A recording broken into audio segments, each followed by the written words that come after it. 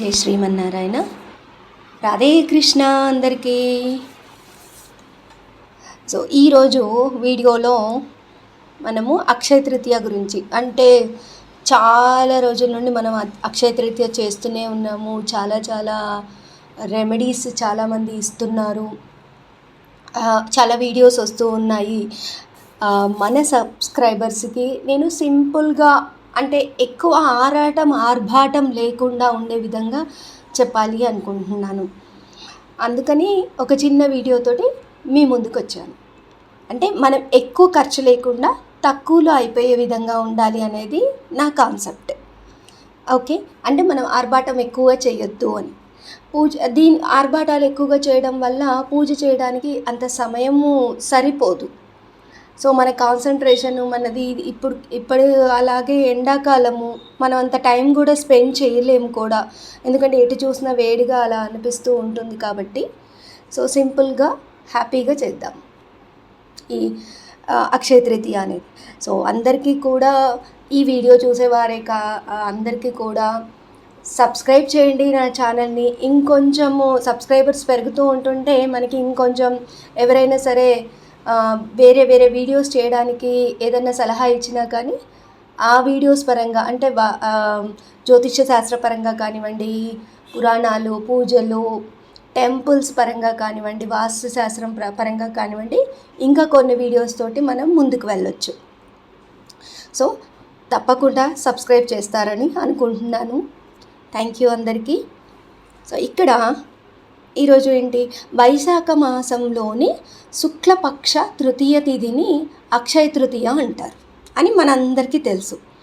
అంటే కరెక్ట్గా సూర్యుడు మేషరాశిలో ఉన్నప్పుడు వైశాఖ మాసం అనేది స్టార్ట్ అవుతూ ఉంటుంది.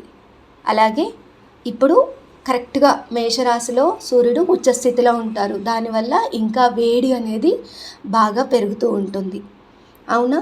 సో దీనివల్ల ఏంటి అని అంటే వాతావరణంలో చాలా రకాల మార్పులు మనకి కనబడుతూ ఉంటాయి. అంటే అధిక ఉష్ణోగ్రత వల్ల కొన్నిసార్లు సడన్గా ఎక్కువ వర్షాలు కురిసే అవకాశం ఉంటుంది.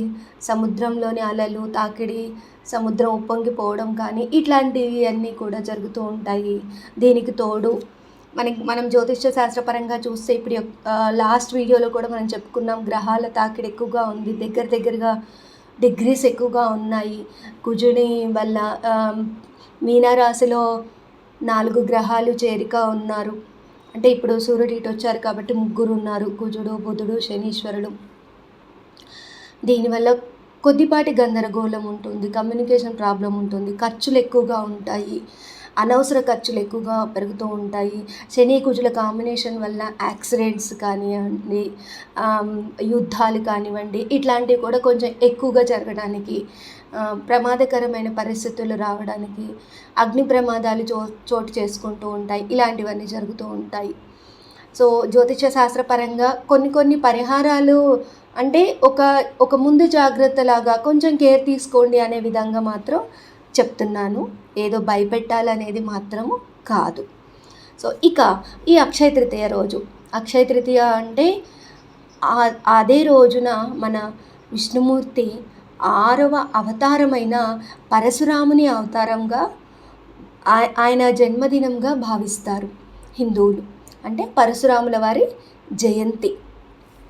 కొంతమంది అక్షయ తృతీయ నాడు శివపార్వతులకు వివాహం జరిగిందని నమ్ముతూ ఉంటారు. శాస్త్రీయంగా చూస్తే పంట కోతకు వచ్చే కాలం. ఈ సమయంలో ప్రకృతి సమృద్ధిగా, సౌరశక్తికి నెలవైనదిగా ఉండి శ్రేయస్సు, సంపదలని ఇస్తుంది. ఈరోజు చేసే పూజలు ఆధ్యాత్మికంగా పుణ్యం అనేది రెట్టింపు అవుతుంది అని నమ్మకం. ఇదే రోజు మొదలుపెట్టే ఈ అక్షయ తృతీయ రోజు ఏ కార్యమైనా సరే మొదలు పెడితే అది ప్రతి పని, ప్రతి కార్యము కార్యసిద్ధి దాల్చుతుంది. అంటే విజయం వైపు పయనిస్తుంది. కొత్త వ్యాపారాలు, అదృష్టం మరియు విజయానికి ప్రతీక. ఈరోజు చేసే ప్రతి మంచి పనికి దైవతల, అంటే దేవుని యొక్క ఆశీర్వాదం ఎక్కువగా ఉంటుంది. అక్షయ తృతీయ కథలో మనకి తెలుసు, కృష్ణ భగవాన్ల వారు సుధామునికి సంపదను ప్రసాదించారు. అక్షయ పాత్ర ఆవిర్భావము మహాభారత కాలంలో జరిగింది కదా.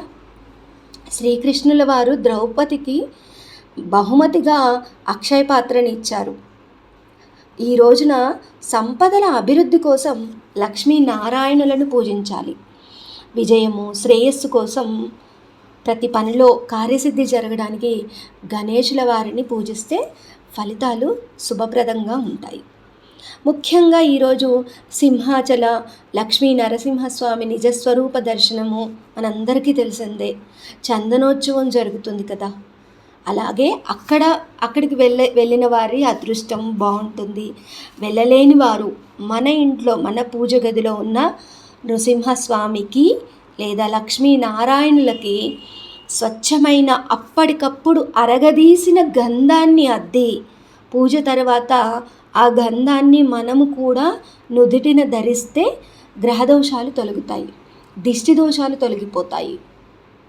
చందనం వల్ల మన బాడీలో ఉన్న నెగిటివ్ ఎనర్జీ పోతుంది, హీట్ పోతుంది అంటారు, హీట్ తగ్గుతుంది అంటారు. అలాగే నెగిటివ్ ఎనర్జీ కూడా పోతుంది. సో ఈరోజు కొత్త ఆరంభాలు అంటే ఒక కొత్త ప్రాజెక్ట్ స్టార్ట్ చేయడము, గృహ నిర్మాణం కావచ్చు, నిశ్చితార్థాలు, వివాహ వేడుకలకు, అలాగే ఏదైనా సరే ఒక వ్యాపారం మొదలు పెట్టడం కానివ్వండి, ఇలాంటివన్నిటికి కూడా శుభప్రదంగా ఉంటుంది. ఇదే సమయంలో పిల్లలు అంటే ఇంటర్మీడియట్, బీటెక్ ఇట్లా ఏదైనా కొత్తగా, బీటెక్ కాదండి, బీటెక్ ఇప్పుడే ఉండదు కదా, ఇంటర్మీడియట్ కొన్ని కాలేజెస్లో ఇప్పుడే స్టార్ట్ చేస్తారు. సో అలాంటి వారు శుభప్రదంగా ఈరోజు జాయిన్ అవ్వడం, అంటే ఈ అక్షయ తృతీయ రోజు జాయిన్ అవ్వడం కూడా చాలా మంచి శుభ ఫలితాలను ఇస్తాయి. సో అలాగే చాలామంది బంగారం, వెండి, ఆభరణాలు ఎక్కువగా కొనుగోలు చేస్తారు.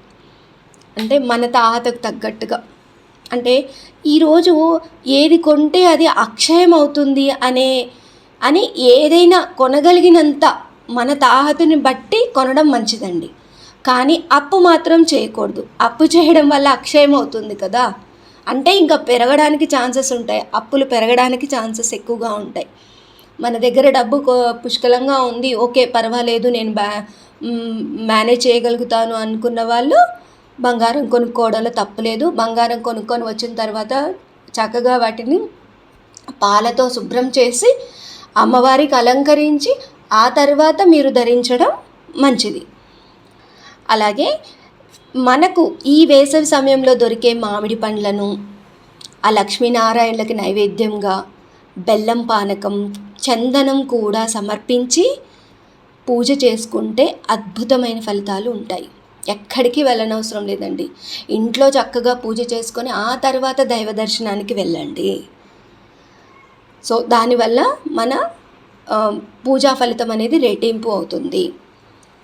అలాగే ఇక నవగ్రహ దోషాలు తీరడానికి వేసవి సమయం కాబట్టి ఈ వైశాఖ, జ్యేష్ఠ మాసాల్లో గొడుగులు, చెప్పులు, మజ్జిగ, మంచినీరు, బెల్లం పానకం అందరికీ, ముఖ్యంగా పేదవారికి అందించడం వల్ల చాలా మంచి ప్రయోజనం జరుగుతుంది.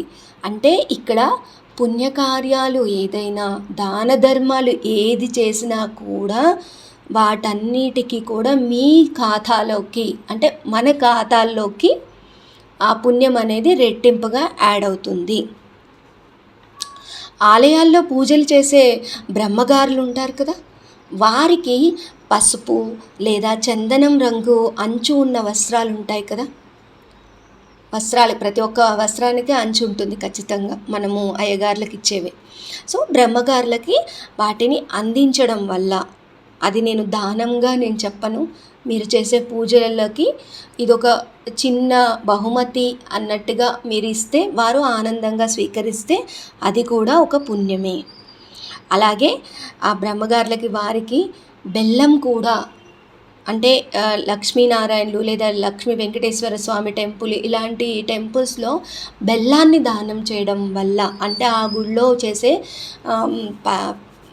నైవేద్యాలకి ఈ బెల్లంని ఉపయోగించడం వల్ల చాలా మంచి ఫలితాలు కలుగుతాయి. అంటే ఎలాంటి ఫలితాలు అంటే మన ఇండ్లలో ఉన్న శుభకార్యాలు ఏవైతే ఆగిపోయి ఉంటాయో వాటికి మంచి గడియలు మొదలవుతాయి.